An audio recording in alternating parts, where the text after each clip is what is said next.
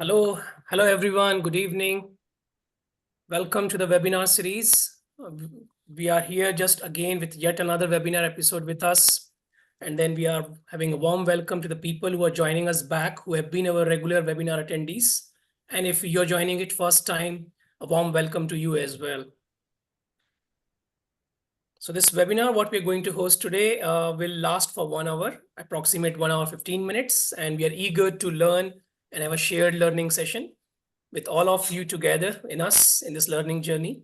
And then we are also happy to welcome our esteemed speaker here who is with us from Dubai itself. I'm going to introduce to him as well as a part of our overall format of this webinar tonight here. But so far, I think let's give some more time for the audience to come and join us. And then we will formally launch the session. Meanwhile, just introduce yourself, make best use of your networking opportunity here. You can chat, you can post your messages in the chat section.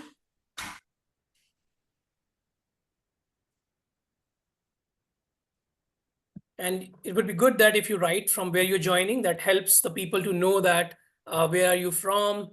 And if you want to share your LinkedIn profile also, people does that. So feel free to do so that as well if you need. Yeah, I think I'm seeing the good messages started coming out and flowing through naturally now. Good. Wow, so we have people coming from all part of the places. We're good to see that the reach of the event goes beyond the boundaries of the country. It's always been a privilege about it. And we are here determined to add more value by these sessions. So unfortunately, last event got shelved out because of unforeseen circumstances. But but again, we are here again to start the session on the right note, and we'll continue to do so with all our regular webinar attendees. I'm seeing quite familiar people there joining us. Okay, good. So we have near about 66 people joined us. So we are exactly near about 7:30 at the moment. That's a good number. Let's give a couple more minutes and then we will formally launch ourselves.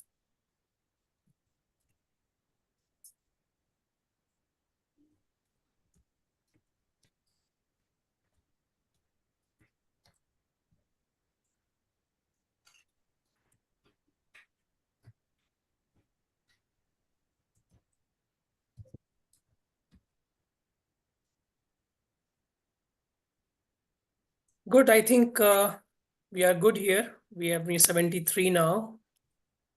Again, a warm welcome to the people who have just recently joined us. If you're joining first time, welcome to PMI UAE chapter webinar series. And if you're joining it repeatedly and then again, welcome back. Let me introduce what this webinar is about. If you're joining it first time, I will quickly introduce the format to you guys. First of all, again, warm welcome. Good afternoon, good evening from wherever you're joining from. If you're joining from outside UAE time zone, thanks for joining us in your own time. Myself, Anchal Chaube, and I'm your webinar host and event moderator tonight. And I'm joined with my colleague Amir Parvez Joyce at the back end. And we are here to make this event as much as fruitful possible for you all. We have our esteemed speaker and guest, Mr. Hisham Serry, who is also going to take us through shared learning experience with his presentation. And also our topic today is leveraging data in project management in digital era. Just quite relevant topic. We all are into this era together. And we know that any project which we are handling as a project managers, program managers, or even for that matter, being a technical person, non-technical person, everywhere we have to touch something and a lot of things get into the computers and computers is all getting into the information and data subject now. So it will be very relevant to all of us to understand that how we are going to unlock this power of hidden data today in our daily processes. By understanding the basics of data management, we are trying to explore the techniques and tools that will help professionals like you and all of us to maximize the value of the process data for better decision making and reporting. So with that in mind, before we take a deep dive with our esteemed speaker, I would like to explain some housekeeping notes. and what we shall expect from this webinar of 1 hour, 15 minutes.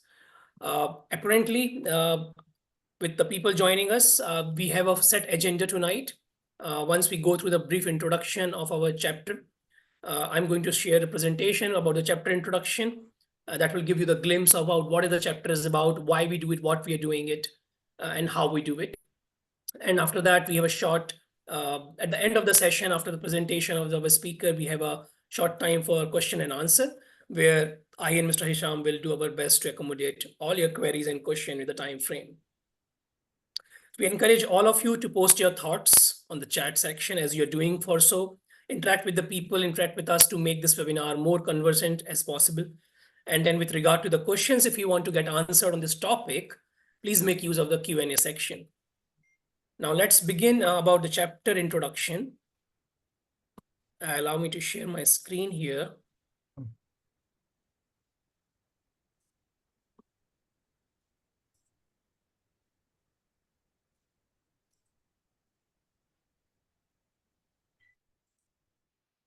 Okay, good.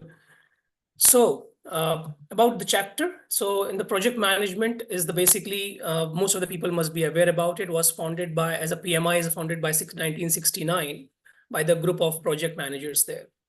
With this 50 years of duration now, PMI is world-renowned organization, and we use it as a kind of resource and source of project management related aspects. It is one of the largest professional association, reputed association in the world. And of course, it offers accreditations, communities, trainings, and also helps us in terms of knowledge sharing, thought leadership, and knowledge content. Specifically, as a part of the chapter here in UAE, as a part of the bigger umbrella picture of the PMI, our chapter vision is to empower and influence individuals with the innovate project economy principles and to turn these ideas into reality. About the mission to disrupt and create value-driven opportunities to our chapter members and partners to become more agile, innovative, productive in the platform for the growth of project economy. That's the mission statement. About the chapter, you can see that chapter is 100% run by volunteers. And then 4,000 plus active members now. That's really a big feat achievement. And again, kudos to all of you who have been the part of this journey with us. It's ranked among the top 5 chapters in the EMA region. And then we focus a lot of things into the industries and trends, and also all the aspiring community of PMs and PMI certified holders. We are dependent on all of you to make this chapter activities as interacting and integrating as possible with your participation.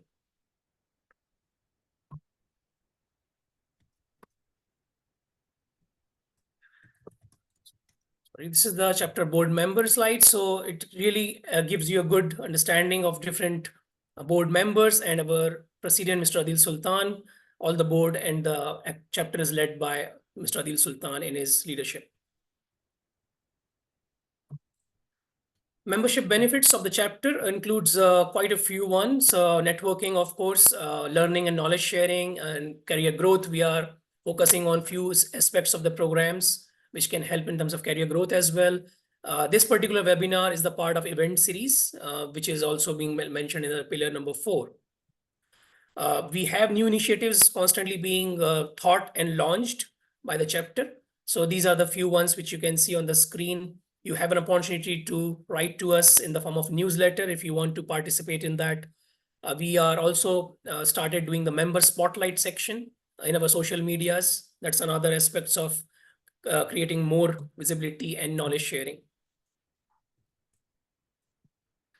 If you want to learn more about the chapter activities and what we are doing, why we are doing, of course, you are welcome to go to the pmiua.org, and the membership related matters, you can email to membership@PMI, volunteering related matters at the volunteering related PMI, and then general inquiries for the info. A lot of activities and the posts get published to the social media as well. All these, mostly the webinars are getting published into YouTube channel. So of course you can go to the channel of the chapter and can go through the previous all webinars in your free time.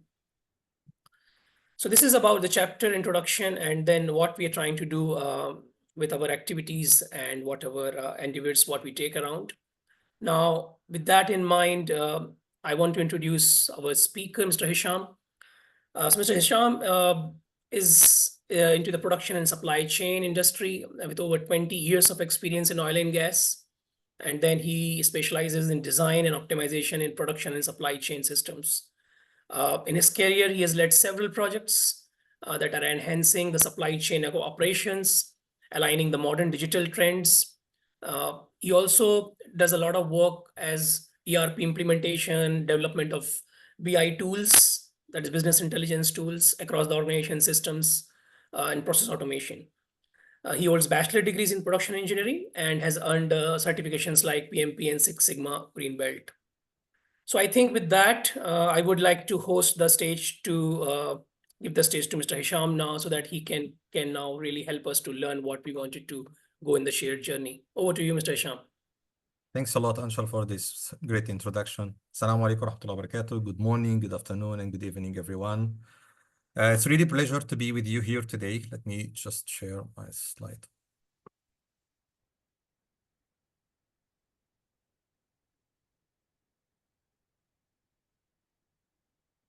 So, hope the presentation is in front of everyone. Yeah, it's full screen. That's great. Okay, it's great to be with you here today and to talk about a very interesting topic. I think this is about data. And in fact, data is playing a very vital role among all the current technologies that we can see today. Business intelligence tools, artificial intelligence, digital transformation. If you notice that all this type of technologies are sharing one common source of fuel, data. And as they mentioned, no data, no AI. And we can see it even recently in the PMI AI. They launched the second course about the data landscape of Gen AI. And in fact, data is not just important only for the technology, but we, as a human, have a data in our life. We maybe not call it data because most of the time we think data is only related to the business. Data is only about the numbers inside Excel file. But in fact, we as a human, we are taking decision based on data, and we are even producing data. Inside your car, if you are driving your car, you take a decision based on the car dashboard data, either to stop to put some fuel or to put some air in your tire or to probably to drop your car to service. If you are doing your grocery shopping, we need to all take care of our health. Before you pick a product and put it in your basket, you are reading and taking decision based on the nutrition data. At the gym, you are super energized and power to hit all your records about the X thousands of steps. And you take decisions to continue or to stop again, based on this fitness data. Many other things in our life. If you explore it every day, it's 7 days a week, you can see that the data is playing a very important role. And one fact about data is something that if you know it, you connect it with the right IT tools, it can becoming like a magic key, like can unlock many doors that you never thought about it before. That's what's happened with my personal experience with data. I was spending more than 3 hours consolidating supply chain monthly report with all the advanced macro and formulas inside my Excel file. I was still taking this time. And by exploring the world of the data and understand it, I managed to drop down this time from 2 to 10 minutes. And in fact, my case is not far from the survey of state of project management survey done in 2017 by Wellington. They have found that the data has a big impact in the project manager's times. Look, for example, here in the study on the pie chart on your left-hand side. When they're asking about how much is the time spending to consolidating the data report. And what you can see it here is that it's been reported that 47% of the people are showing spend one day, more than 1 day in consolidating this data. Interesting to see as well on this pie chart is that 22% is even more than 2 days. On the other side, on the right-hand side of the graph, you can see in the pie chart when they're asking about how is the organization is capable to access the real-time KPI data. And it's showing that 55%, they do not have an access to the real-time KPI data. Now, you can see that both pie chart as almost answer to each other's. Organization that cannot able to access their real-time data, of course, we can expecting them to take more time to generating their monthly report. Now, although this report is talking about the PPM software tools and how is importance to having the technology of the software in the organization to maximizing their efforts. However, this report still do not talk about one very important side, which is the stakeholder, the user, who is behind the data entry for this data. And this is what has been found in some organization, even they're investing in a very expensive and big software. They are maybe still do not able to achieve what they are expecting to. And this is it. It's like example, you are buying a very expensive car, thought that this car is full features, have a safety feature, and it will never make an accident. In fact, this is a kind of a wrong assumption because the car still need a driver, and this driver need to be aware on how to drive in order to not make any accident.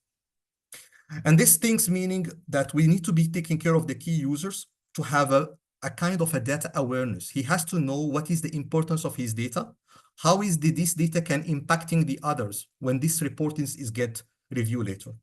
Also, it will be good to see how is this kind of data entry process is being done. Okay, and the third one is that we need to make sure that the user is not overwhelming with so many data, because if the user is so overwhelming with data, he would be maybe trying to do something wrong into the data entry. Now, just to give you an open, we all can open our eye and mind about data. Data is not just only, as we mentioned before, it's not just only the number in the Excel file. Data can be numbers, can be character, can be images, can be text, can be video. It's just about the small parts of those objects. When it get combined together, it's telling us a fact or information. So for example, if you have a text, it's consisting of a few words, and the combination of these words, it's giving us what is this text. And this is where the facts and figures is coming. Images, for example, it's a kind of a small pixels that is get connected together and processed using a computer. Then it's telling us about the image itself, how it looks like. Same for the video. It's a combine between the image and the audio. So this is telling us is like data is not just only a numbers. It's just more than that. It can be a mix of all of the others. Now, to make you understanding this one a little bit, let's quite deep inside here in a very interesting concept to understand the data. They call it DIKW pyramid. And in this pyramid, if you look at the bottom, is starting with data, and it reached to the top to reach the level of wisdom. And here is the thing. If I give you a piece of puzzle like this, what you see it in the right, and I tell you, what do you understand about it? We cannot understand anything. It's just a piece of puzzle that is showing a car, but we don't have any understanding what is that meaning for us. It doesn't telling us anything. That is exactly what's happening if I go and give you a raw data and it tell you this is number of hours, X number of hours, or this is the amount of consumption of material. Without linking it to anything, without linking it to project, without linking to a customer order, then it has no meaning. It is still missing another piece. Now, when you connect these puzzles together, you complete a picture. Okay, so at these cases, I can see my red car that it is on the street, but I can see it more clear, and it's telling me an information and fact that this seems to be a traffic light in the morning, close to 7 o'clock. And here, when you're coming to in case on the context of a project management, for example, it can telling me, okay, how much was the total hours spent per week for this project? Now here, the data is get organized. The data is get connected to each other to give us a more clear and more better message. That's what make the information, the data itself, how it's been get upgraded to another level.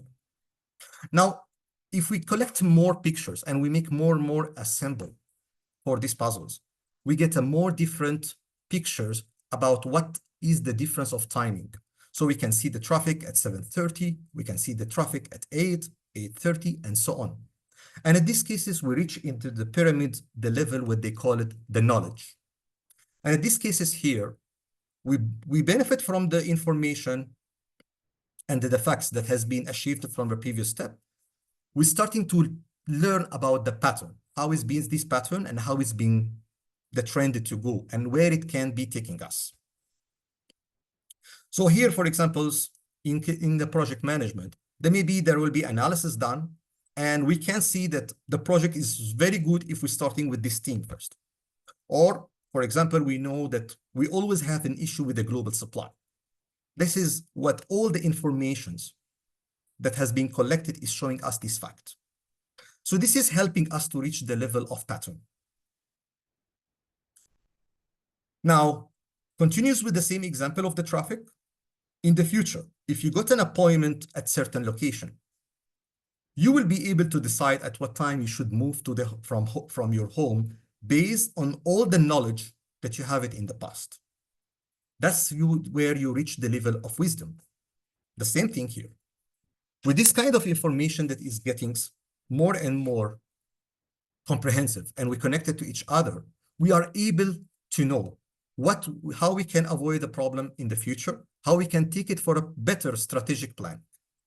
Okay. So for example, here we can know, since we know at the knowledge level that we do have a problem with the global supply in every project, then at these cases, we have to starting to, for example, looking for developing a local supply. This is where here the importance of the data. Now, I wanted to pay attention to something very important. When we are at the level of the data and we go from the level of the data to the level of information, we cannot just connect any two puzzle together. The two pieces of puzzle must be having a link between other. In any puzzle, you do have this kind of shapes where it gets connecting with the other, but also the picture, it has to be having a meaning when it get connecting with another piece of puzzle. This is exactly what is happening in the data tables. We cannot just mix any two data table with each other. If there is no any kind of relationship, we will not benefit anything. It's exactly like you bring two words together that they cannot be able to combine together. So technically and theoretically, this is data, but we cannot understand anything from it.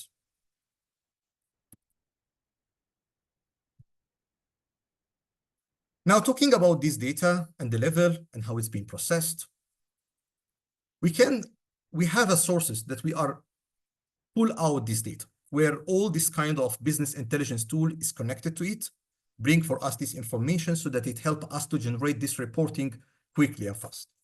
I try to summarize here some of these tools. Some tools can be internal data sources, and some tools is external data sources. So for the internal, for example, we have the project management software itself. It's a software that is recording all what we're doing. The ERP system, same, CRM. Here, the emails and video conference. It's a mix between your structure and unstructured data. Okay, so today we know with the technologies of the AI, it can now attend the meeting and it gets recorded, and it can even give us the summarize of what happened. The time tracking software, the resources for skill to know what is the available human resources with their skills, all this kind of information. We just need to design the business intelligence tools, which we are going to talk about it into the second part of the presentation, to access these sources, bring this information so that it can telling us a fact about it. Now, another thing is about here, the external data sources, of course, with some authorization and some credential to be given. We can access sometimes the supplier portal to reduce the timing of communication of the emails. We can maybe in a project that we need to access a government database websites, like in the case, for example, we are importing project, we need to connect it with the Dubai customs to know what is exactly the requirement to importing this product or so on.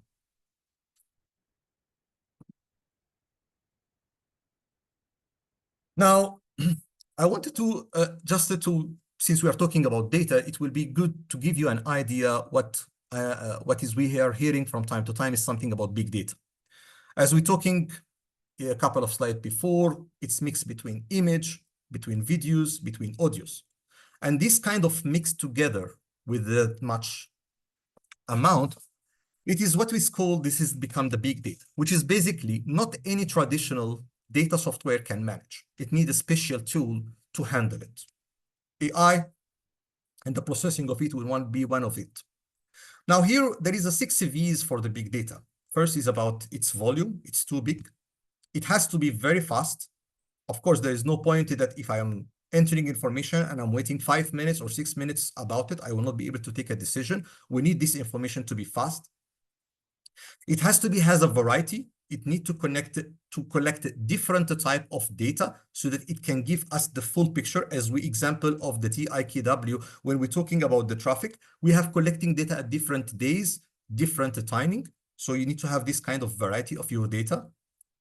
It must to bring a value for the business. There is no point that we are collecting the data that we are not benefit. And this is one of the things that sometimes organizations are happy to implementing tools, measuring many KPIs, many parameters, but they probably miss only to focus on the key parameter that is important for their business.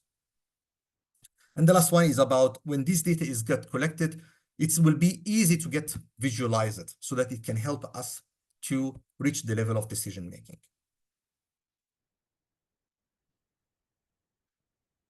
So now the question, how do we see data as a human? As we say, maybe at the beginning, we may be dealing with every day with our grocery shopping, we are inside our car, but we don't see it as really as data. But sometimes, let's take an example for the SMS. We are all receiving this kind of SMS when we do any transaction using our credit card. I would like to ask here the participants, if this is a message and imagine you got 10,000 of it, and you want to now to convert it to a table, what could be the table header name that you think about it? So just type in the chat box about it. Let me see how I can see it. Yeah. Transactions, transaction lists, credit card report, credit card balance, Good. transaction, debit account, debit amount, sorry. Yeah, I can see it. Yes. Interesting. There is no wrong answer, by the way, here. Huh? Everything that you see it here, it's correct because it's all what we see is data. Yeah. Yeah, it's great. So now we can see what you did now, if you notice, you have converted automatically now quickly unstructured data to a kind of a structured data where you are putting header and column. And this is what has been happening with the data. You cannot be analyzing manually 10,000 SMS messages. Now let me show you. So basically, thanks for all of you. I think you are dealing with data and you are doing great in terms of this kind of communication. So if we see a person that who is really not inside the data, he would say, yeah, I see only transaction of a 500 dirham from my credit card. Now, when you see a person who is really looking from a perspective of data, he will look into it at a different point of view. He will say, I see a bank name, which is name ABC. I see one of my credit card number. I see the transaction amount. I see the currency, it's in dirham. I see the transaction date. I can see the shop name. I can see even what is the balance available. And even because if he understanding the process of credit card, he maybe even predict what will be when this transaction will be due for payment at which month. So this is telling us is that sometime the information could be in front of us, but because it is in a format of unstructured, we thought that we cannot benefit from it. Today, using Power Query, you just need to take one sample of SMS, put it as a template in the query, and then run it over your 10,000 SMS. And then what you will see, the surprise, you will see the analysis done for a 10,000 SMS, which is telling you everything, even including when this transaction will be due for payment. So this is the kind. SMS can be replaced by your purchase order, by your invoice, by your project reports. It can be every single thing. You need to have a look on it, because whenever there is a field and you are updated, that's meaning it can be used as a type of a column headers. And this is in fact how the ERP work at the back end. It's been designed in such a way that it is all this field is being collected as a table. This is kind of the example of the data type where you can have it in the project management.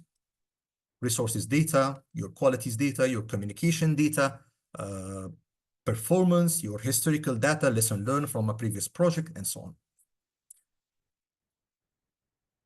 Now, talking about technology, there is no doubt that technology can help us to know more. I will take I always like to take an example from our life, because business and life is almost, we are using the same kind of scientific way.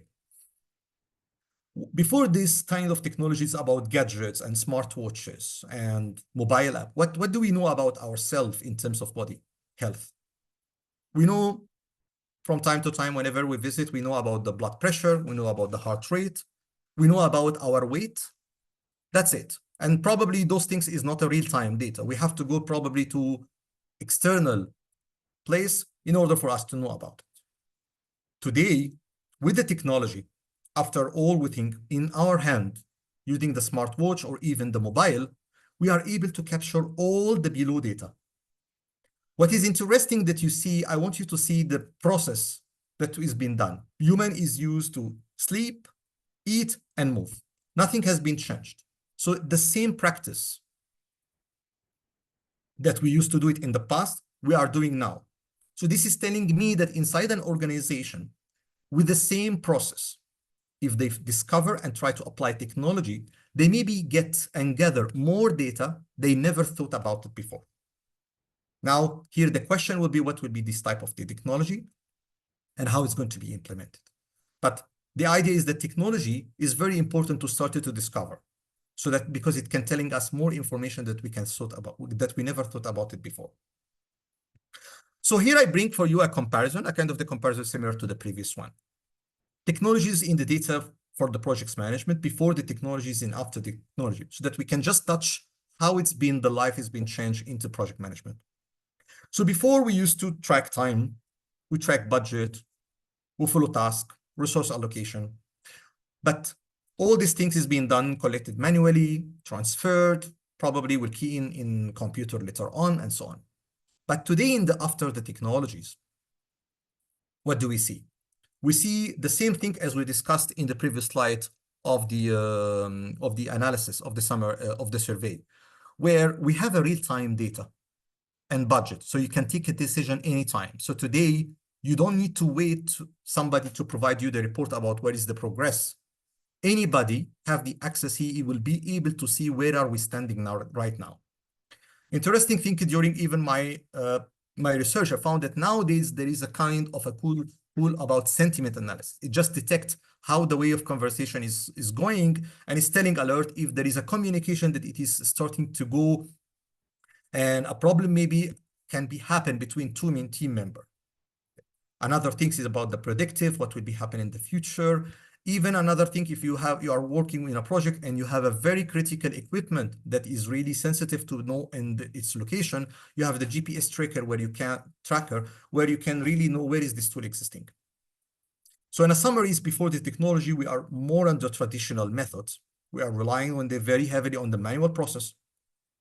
We are doing the periodic update, but after the technology, everything's now, it's become data collection is automated. The AI is making the analysis and telling us the informations.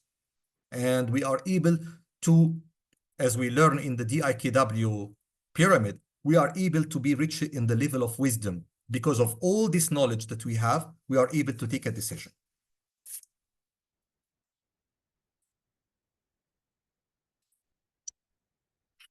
Now we're coming to the interesting part of this, is it how to convert that which we discuss about it into a real business data model that can help the business and the project managers with the data. Now, the story about the business data model, we are talking here about something called cross-industry standard process for data mining, which is they refer it to as CRISP DM. This is exactly the same things what is happening in project management or in Six Sigma. Group of professionals have been gathered together in order to put and give a guide on what is the best way to manage data mining projects. In this, our example here, in this case, the CRISP DM, it was done in Europe. So they have found that they bring all the best experts in the data mining, and they wanted to understand from them how they are all success whenever they're building their business data model project. So more or less, they have come out with this cycle. And as I'm going to explain, you will notice that is more or less like when we're talking about project management, starting with the initiating phase, ending with a closing, Six Sigma defining, ending with a control. Here is the same thing. We're starting with a business understanding first. We have a problem that we wanted to solve. That's the 30 things. And we try to achieve certain type of goal. After we achieve and we're trying to set this business understanding, we go to the next level, where we have to understand what are the data available, how it is, where it is existing. Then we're starting the process of collecting and exploring this data, verify it, and see how it can be used to benefit of the business. After that, we go to the process of the data preparation, which is the selecting, to clean this data, to make it not from unstructured to structured, the same like the example that we did with the SMS. We have just converted a text and now it's become in a table. So table will be much more easy to deal with. So we spend the time for this data preparation. Now, after that, this is where the magic is happening, the modeling. And here it's really a big question mark, which model we are going to use that can help us to process the data in order for us to achieve the business goals. After that, we are doing the testing and measure to validate this model, to see how is this model, is it working well, is it needing improvement, do we have anything that can be done much more better to answer the business or not. And then after that, we come to reach the level to present, to deploy, and to monitor this tool, to give the training and to officialize in the organization. I want you to pay attention to the back and forth arrow between the business understanding, data understanding, and between data preparation and modeling. Why there is a back and forth arrow between business and data? Because sometimes the business may require something that is not feasible in the data to collect it. I give you an example. The business wanted to measure the waiting time of the patient. Every single patient enter in the clinic from the moment he enter until the moment he exits. When we go into the data, that's not possible. We don't have a data collected per each patient like this. And to make it and to implement it is going to be a huge thing. At this case is what the data can be proposed. What about to take, for example, the booking time of the patient and compare it whether the punch of the pharmacy when they are giving the medicine. At these cases, we can calculate almost what will be the average waiting time that the patient take in the clinic. That's why data and business has to very communicating with each other at a very early stage to make sure that the business just do not insist on something that cannot be possible. Unless the business maybe requires some data, and then at these cases, what we happen, which we notice in many of application in our daily activities, sometimes the data, they say, okay, now it's required to enter this kind of data because we need it for a feature analysis. And then between the data preparation and the modeling, this is here, when we are putting and choosing the right algorithm in the modeling stage, we may be not able to get the results, or the model cannot process this data as we are expecting. So at these cases, we try to make more cleaning, try to move some data that it is wrong, and try to enhance this data in order for the model to work easily. For example, if we know that in time during the history, and we are analyzing data from the past, we know that during the time, the people and the users who are keying the data was doing something wrong in their data entry. Then probably we have to exclude this data from the calculation and we have to make it aside from the data. Or probably there was an assumption and there was a mistake that it is missing certain character or certain decimal. Then we can fix it by just implementing this modification onto the data so that it makes the model working as we are looking for. Now here is to just go about it. So here with the business, you put the problem, you see what you're looking for, you make sure, very, very important to include the stakeholder, because you maybe build a model that later on, one stakeholder would not work, then it's have to recycle again everything until you reach the data mining goal that meets the business needs. Now, here is the interesting that I wanted to make sure about. When we're talking about data, we have talking about how is this data is available, where it is. One of the things that I have found during my experiment about this using this data model is that it's very important to go to the process, not just go directly to the data and collect it and started to analyze it. You have to go to the process, which is here, I'm using a model which is called SIPOC, Supplier Input Process Output Customer. We have to understand who is the supplier of this data, how he is entered this data, what is exactly his input, what is the process that is being done to convert to the output for us, what is this output is looks like, how it is, where it is located and found, and who is the customer to receive this data to take his feedback about. Then if you've done the process, that's meaning you have already now understanding how this data is getting flow. Now you can move to the actual work using the IT tool, okay? Starting to collecting the data, okay? And then here, when you're collecting the data, and this is what I was saying at the beginning, when you're starting to know about data, it's not only about Excel or system, okay? You can access PDF files, you can access your SharePoint, you can access your emails. So imagine you just access your emails and read everything about it. So the data has no restriction about the type of source. And today with a tool like Power BI, it can connect it to those type of sources. And you go to the next step, which is describing the data. And here you're trying to define what is this data structure, how it looks like, how I'm going to deal with, I'm going to benefit from it or not. And then after that, you go to the exploring data, where here you try to connect your data together. This is example like when we talk about the two pieces of puzzle that we are trying to put them and connect them together. We need to make sure that if I'm connecting the table of expenses with the table of invoices, I'm going to connect it. There is a link between the project ID number. And one of the things I'm going to tell you example to easy to remember about how is data is connected, it's your Emirates ID. Today, your Emirates ID, you launch on one application, like Dubai Now, for example, it's connected to everything. It go to the database of Dubai Police, it go to the database of DIWA, it collect all your information because all this data is connected using one ID, which is your Emirates ID, which is cannot be repeated. It's only unique for you.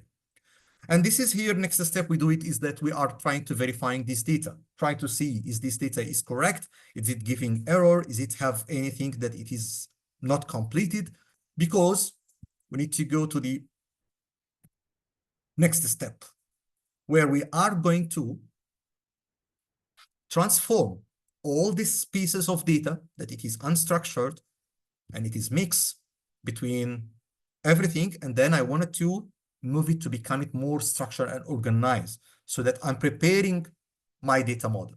And then here, the question that must come is that, is there any data background we have to know?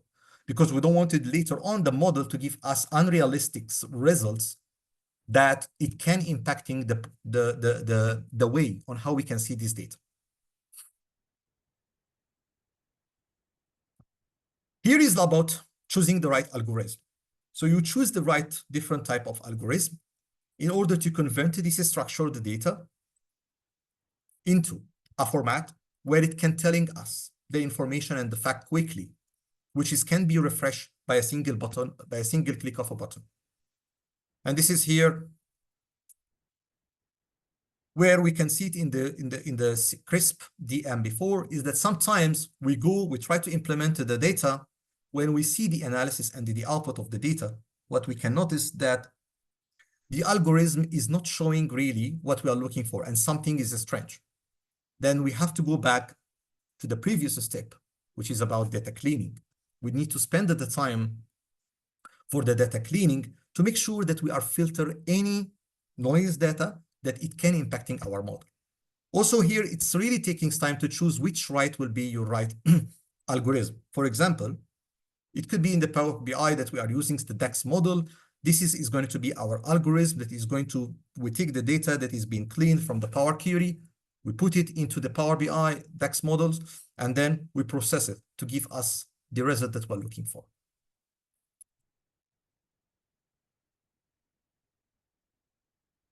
And then we come to the situation where we need to evaluate.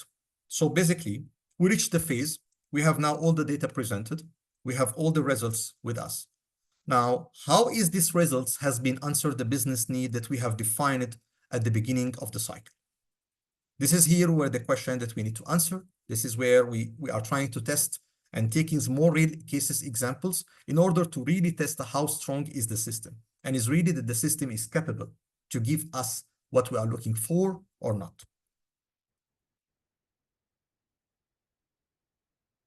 Now, if everything has been done into the phase of the testing, we have found that the model is capable to produce what we are looking for.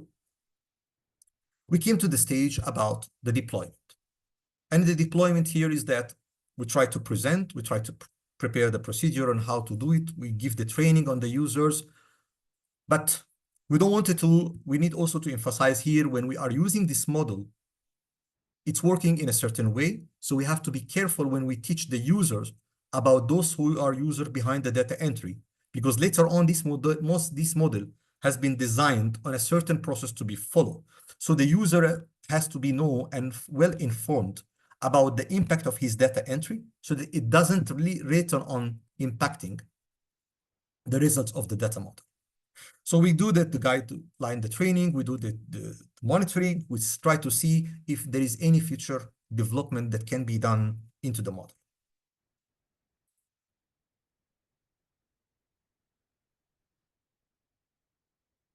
And here the questions will become whether we need to be, is this model will be answer all what we are looking for, or it can be used in a much more, can be improved to another level where it can answer what we are the business requirements.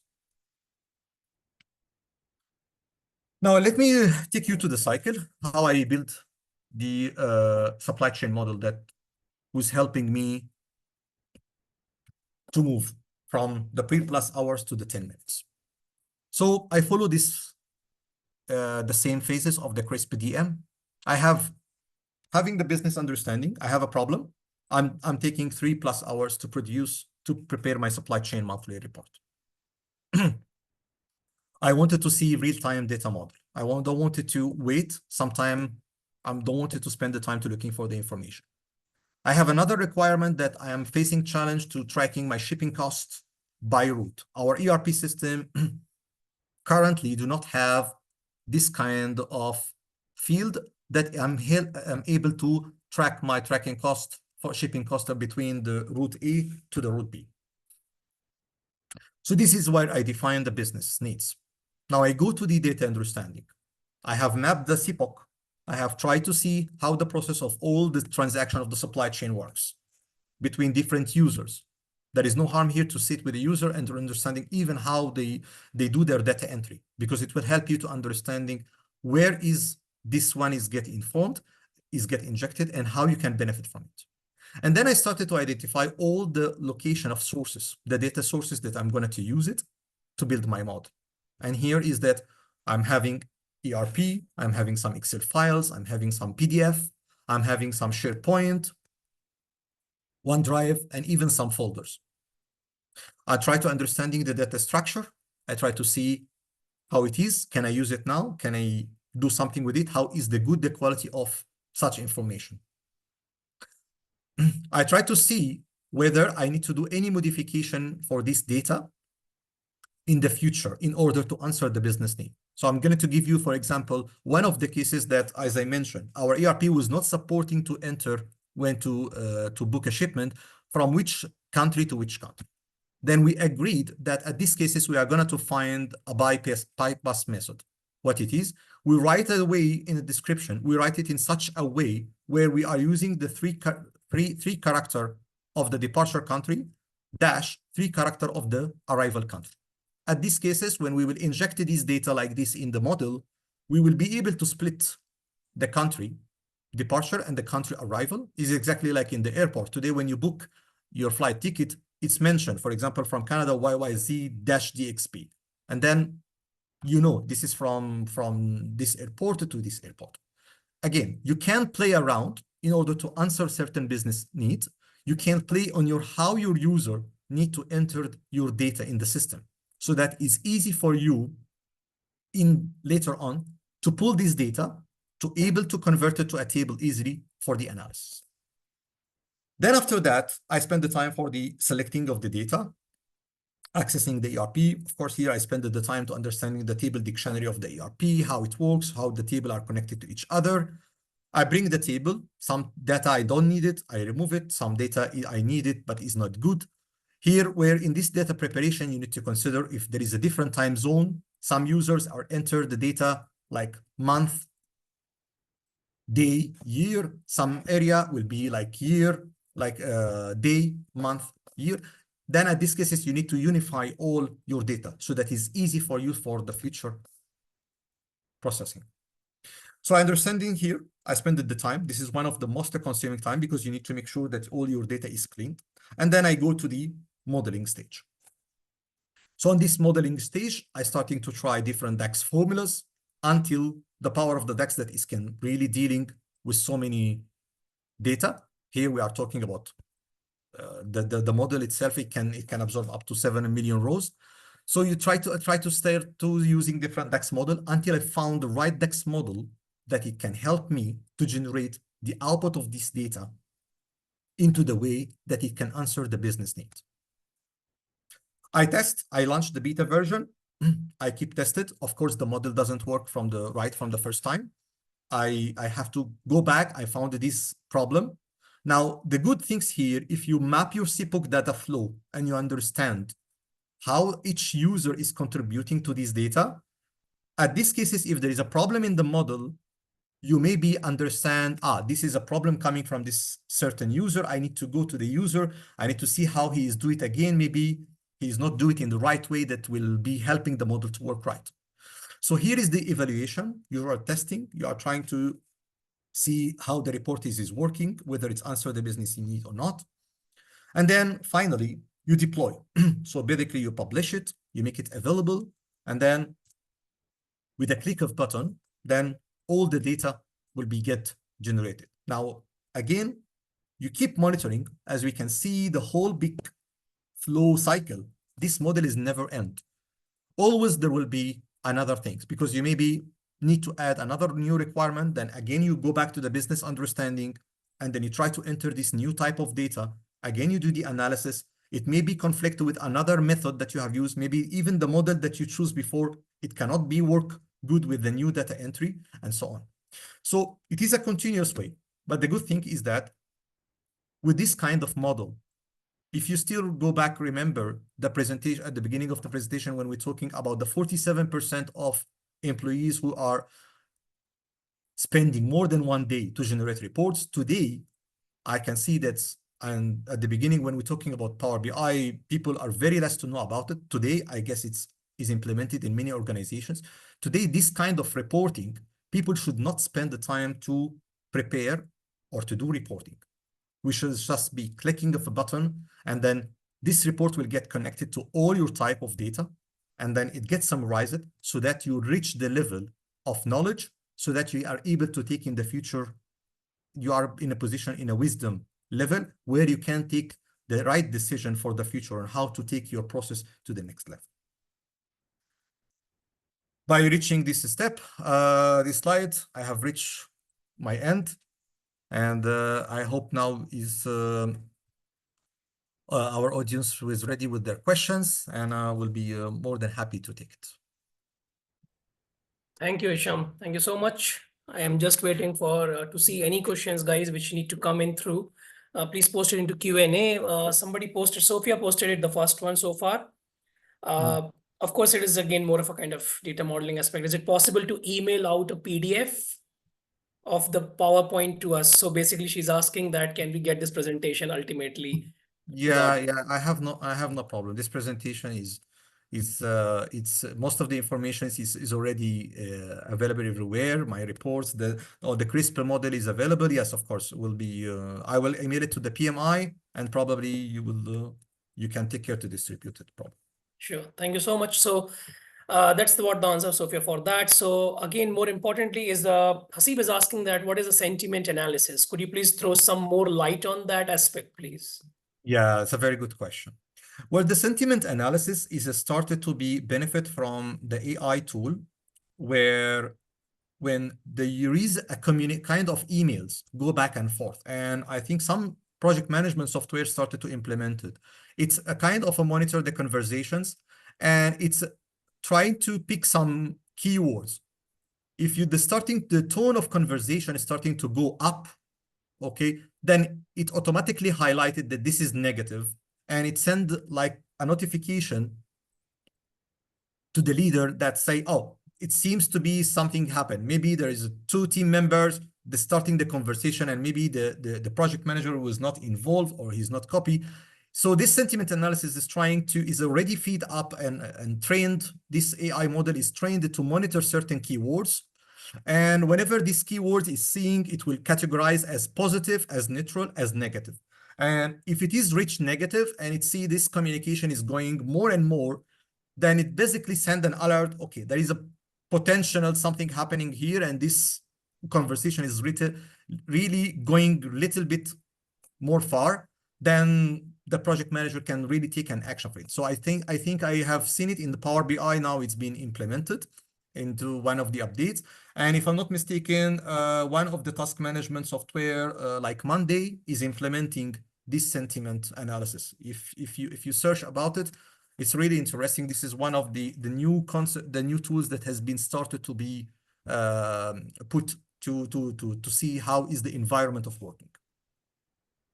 Sure. Thank you so much for that answer, Hisham. Is this sentiment analysis yet already launched under the Power BI module, or is it yet to come out? I do not test it personally, but I read that the Power BI has been taken into consideration that once in the Power BI, we have a module for the AI and the machine learning inside it.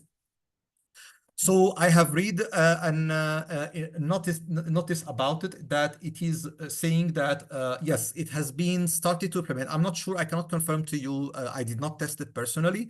I just read that the Power BI is going to be used to be giving this kind of alert. Now, even if it's not, you can do it. So for example, you can make your own query and you can choose certain keywords and you can put it and you say, if you notice any of this kind of words, show me positive. And if this word is showing negative. So even if it's not even existing, you can having a way around by building another query that it is having a table where one column you will list all the words that can trigger the positive, and then you categorize it positive, negative. So you will be the one who built this sentiment by yourself. What I see it in the article is that the Power BI is planning to already build the data learning model in the Power BI itself, so that it's automatically able to detect this sentiment analysis. Thank you. What are any suggestions from your side about data modeling tools? Any good tools you would like to recommend to the audience who want to experiment? I'm using Power BI. I'm using the two. I mean, you have the Excel. If you are comfortable with Excel, let me tell you my experience. Excel, if you don't really wanted to go to the visualization side and you want to really, you are a person who is dealing with a table, I will, currently the advanced Excel, which is the Power Query and Power Pivot, is enough for you. It will be automatically show you everything into the table. If you wanted to have much more capabilities in terms of visualization, in terms of, for example, you want to see map, you wanted to see more graphics things, then of course, Power BI is much more powerful. The other things is about you as a user, how many Excel files get open in your computer, because these tools, when it's run, it consumes from the power of your computer. So at these cases, if you are sharing different Excel files, then at these cases, you may reach a situation where all your Excel file will get hang. Well, if you are in the Power BI, this is quite a standalone software. It will be able to run it, and it's much more faster and powerful. In addition, that in the Power BI, you can publish it online and share it with others for comments. So every tool, it really has an advantage and some good usage for it. But if you are really want your data is not that much big, you are not opening so many Excel file. I personally, I'm using the Excel Power Query and Power Pivot. At least is given to me in case, unless I wanted to make really a very nice dashboard that is can access from your mobile, because they have the Power BI on the mobile. Then at these cases, I go to the Power BI and build the model. And by the way, you can build your model in Excel and you upload it to the Power BI server. And then later on, you can call it on the Power BI, and then you can just publish it on either on your Microsoft Workspace, or either other user can access from mobile. Sure. Coming to the more of a kind of uh, questions which comes from the conceptual perspective, Hisham. Now let's come out of the tools. Okay, the tool sets is something which is getting into the nitty gritty. But what about the Hussein has asked this question, by the way, so credit goes to him. More importantly, it happens that in many of the organizations you have the data sources, of course, but there's an integration aspect. Okay, they are not good in integrating with each other or not talking to each other. So the question is that how can we overcome this challenge when it comes to applying models, what you just shared? How can that work in that segment? Yeah, this is really very good question. Very good Absolutely. question. Um, in my case, I was referring here, if you see, I'm using Excel file and PDF file, and PDF is not compatible with the ERP system. Okay. Yes. And the Excel file is not compatible with other systems. At these cases, you need to build a bridge. You need to find a way on, in the information of the ERP, there will be some data. You need to find what is shared as a data. It could be the project ID. It could be the customer number. It could be something that ID that it can be connected to the other external sources, like say the Excel file, okay? Today, it's not, this Excel file is being updated manually by the users, but we need to make sure that this Excel file containing this ID. At these cases, we will bring the two tools together to the Power Query. So we will go to access the table of the ERP, and then we'll bring the data, we'll pull the data from the Excel file. Okay. What we need to make sure, as I mentioned at the beginning, at the data understanding phase, sometimes maybe your Excel file, like exactly the question say, is not compatible. We need to find a way on how we will make the meeting points. So at these cases, you maybe need to create an extra column in your Excel file that it will contain the project ID number, so that when you bring this data to the model and you bring your ERP or project management data, you are able to connect that both table together. Then you have the full picture. So if you remember, this is exactly the good of this question is exactly what I mentioned during the example of the puzzle. I cannot just easily connect the two pieces of puzzle together. I want to make sure that there is a common shared information. They call it a primary key, that it is available into this ERP model, or your model A, and the other one, which is another data sources. So you need to find it this way. So this is how they do it. They make a bridge table. Sometimes you need to even to create another Excel file or a table that it has the shared information between your system A and your system B, and then you connect it. That's how this is one of my was challenge. And I was only having the ERP, but I have another data in Excel. I have a third data in PDF file. Yeah, I have to find a way on how I'm going to build my bridge in order to connect all the system together. I hope I answered the question.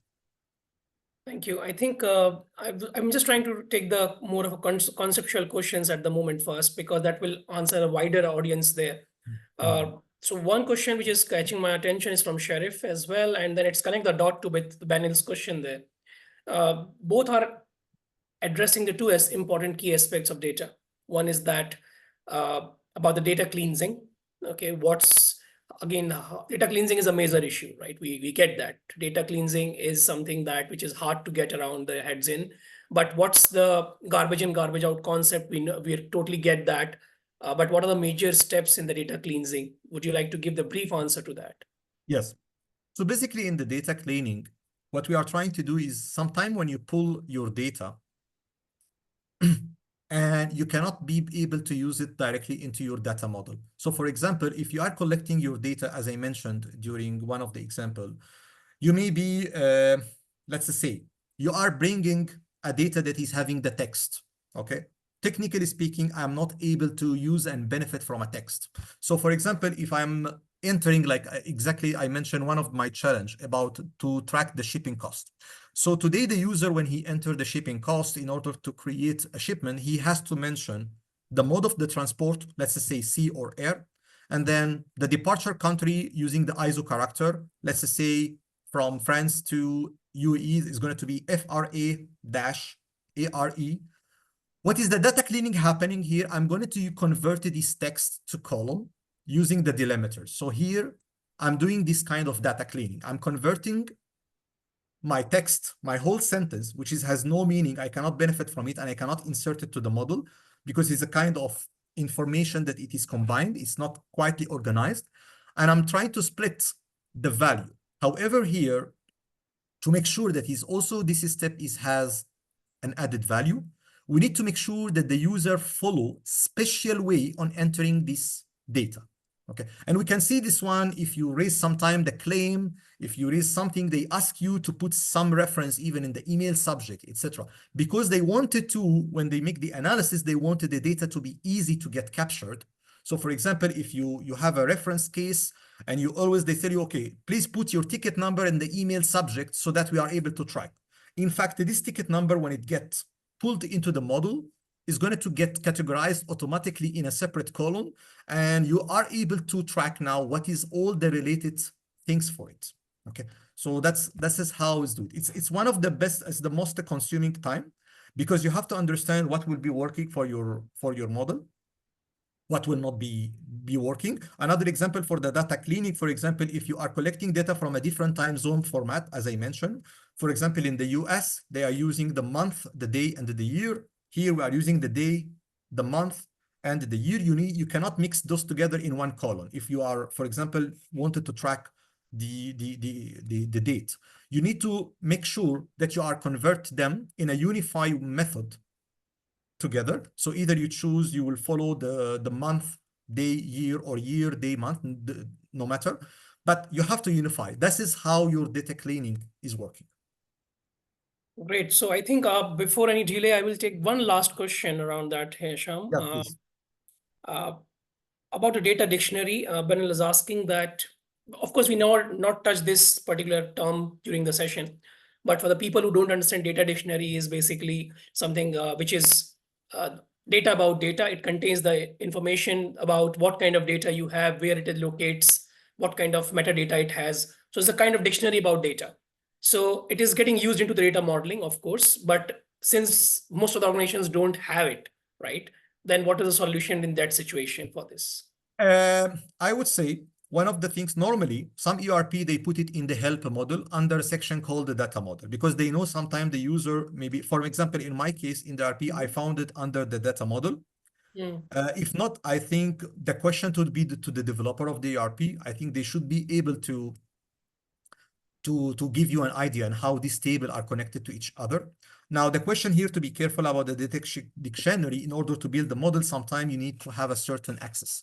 So this need to be really coordinating with your IT, but the data model, the table dictionary, any ERP, they must to tell you how the table are connected. So if I enter information for the purchasing module, how is the table of purchasing is connected to the table of accounting, how the table of accounting is connected to the table of inventory. Okay, using the way that we describe it. So I'm sure it is either one of the source that you can try it first is the help function in your ERP. It may be sometime available. Sometimes they call it table dictionary. Sometimes they call it data model. So you try. If not, maybe a question, an email to your software developer, to the system that you are using, developer. He can maybe able to tell you or to give you. So, and this is one of the things that you need to prepare, because it takes a lot of time to understand how this. You don't need to understand all the table, but at least you need to understand what are the impact of this table. And one of the things that you have to know from probably the developer, if I enter this data here, where I can find it in which table. Thank you. Thank you, Hisham. I think that was a very comprehensive answer to that particular one. Yeah, I think we touched a lot of hard aspects about data modeling and then the lifecycle concept about CRISP DM. That's very useful. I think people have found it quite a bit overwhelming at times, people who are not getting around it. But I think a lot of useful nuggets were shared. Hisham, thank you so much for your comprehensive approach to give that idea to audience. But ultimately, it comes back to that situation that the importance of, again, the clear communication and effective communication and data literacy is equally important with this data modeling aspect, right? Because we know that no matter best of the best dashboards you create, and the best of the best, cleaning and quality and dictionary, you talk about everything. But ultimately, if you want the people to make the right decision with the data, we have to get into their head actually to know that how they understand the data. And Yeah, that one can of the become, yeah, Yeah, this is 100% right. And one of the chapter that I like it in the project management is the communication management. I think we should be make sure that we are very clear with the user what they need to enter, what they need to how answer. they enter. And that's why one of the things, as I mentioned before in the example of the analysis, one of the things in order to also be fair with the user as a human, we cannot overwhelm them with so much data entry. The rule of thumb that the data should be entered once by one user across the whole entire process. If everyone is going to have to enter again the same data, something wrong into the process. The data should be automatically get transferred from process to the others smoothly. It should not be let the team keep enter. So you can use sometime now you have a lot of data capturing tools. You can use the OCR from the mobile. It automatically capture and transmit it to digital. We need to find a way and try to benefit from the huge advance in the technology. You don't need to enter. Try to minimize the manual entry, I would say, as much as possible. Try to use the sensors, try to use barcode, try to make your process more an automated to for data capture, reduce the load on the user so that if the user do not have so much load, he will be able to enter 100% more comfortably these data. If the user is overwhelmed, then for sure we will expecting that at one point he will be exhausted and he will not be able to ensure all his quality is 100%. Yeah, and that is called data fatigue, by the way, right? So data Yes. fatigue comes from there only. But thank you so much. I think as we close this webinar tonight, I would like to thank to all of you who have been posting great questions to all of us and being a lovely audience. And thanks for your participation. I would like to give a shout out to our friends and marketing team who are doing the wonders for posting all this relevant information into social media channels and also in the PMI UAE website. We would not say goodnight before without saying a thank you to rest of the PMI UAE chapter volunteers who have been always been behind the successful webinars like these. It includes our colleagues from membership outreach, volunteering, finance, and governance side of the things. So I Thank think you. let's close that out. Yeah, Hisham, sorry, did I cut Thank you? you. Thank you. It was very great to be with you here today. Same here. So until our next webinar, audience, thank you so much. Together with my colleague behind the camera, Amir, Joyce, and the Pervez, here is Anshul, wishing you all the pleasant evening ahead. God bless and stay safe. Thank you. Thank you, Hisham. Good night. Thank you. Bye. Bye.